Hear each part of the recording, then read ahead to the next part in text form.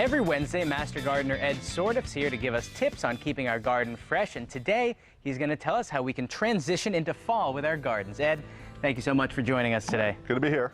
You know, it's fall time, but these things still look lovely, these plants. Yeah, these plants are plants that are naturally known to resist frost, and they do all right in the cold. So that's what I'd like people to try to get out there and get some extra plants in that would really extend the season. Like I said the other week, our winters are so long and dark here, you really want to have as much color as you can, as long as you can outside. You got to brighten up. And you know what, let's recap what you had told us a couple weeks ago. We can get extra life out of our plants if we tent them at night with ideally plastic. Yeah, I'd like plastic. Some people use sheets, but the sheets I feel weigh the plants down and break them down a lot. So the plastic you just reuse year after year, and just put it out there at night when you know there's going to be a frost, and then take it off in the morning and the plants will be fine. And you really extend yourself all the way through October into November.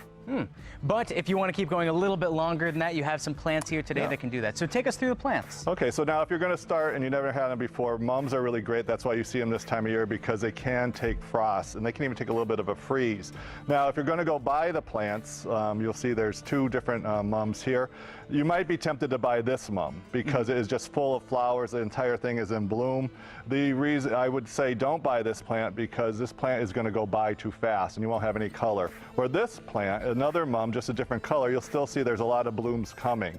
So this will last longer. And then over here I have another plant that really is fine for the fall. This is an aster, and you can see this thing is just full of blooms. And even now, while the blooms are in full bud, there's a lot of color. So this will just keep getting better and better and better for weeks to come. Now, Ed, when those bloom, are they going to bloom into something the size of one of these mums? No, these asters usually have a little bit smaller flower. Sometimes they're single, and sometimes I think this will be a double, but it's a little bit smaller. You know what's amazing though? I don't know how close we can all get at home, but there are so many little flowers in here, and buds just waiting to explode. It's just going to be a massive purple, this one, so it's really a cool thing. And these are perennials, so these will all come back for you.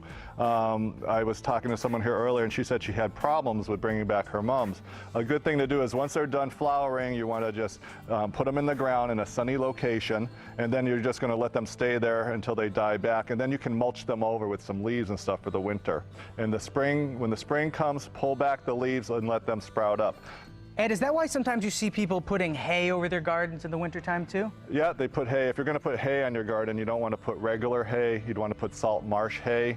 And the reason you don't want to put regular hay in your garden is because that will actually bring in a lot of weed seeds, and then you're going to have tons of weeds. But salt marsh hay can only sprout its seeds with salt water. So that is a great tip. So that's why you want to do that. So now when they're coming back to get all these flowers, what you're going to want to do is you're going to want to, when the plant's coming up in the spring, you're going to cut it back once in half.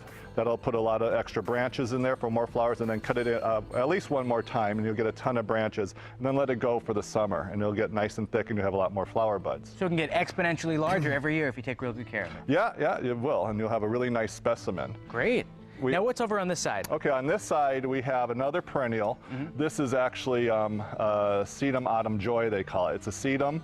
It has a really succulent type of leaf. You can see it's really thick, very thick. Yeah. Totally is a great thing for the garden. It has a lot of color. They come in pinks, dark reds, and they last all the way up into the snow. And then actually when you do have snow, this actually creates what they call winter interest in the garden, because these flower heads will stick up in the snow and they will stay there all winter. So you have a winter interest with this plant. Will they maintain the color and everything? Or? No, they'll turn brown, but still it looks really interesting in the garden when there's nothing else there. And it's better than just snow. Yeah. And then over here we have a kale. This is ornamental. If you want to tilt it forward, they can see it's just starting to come into color.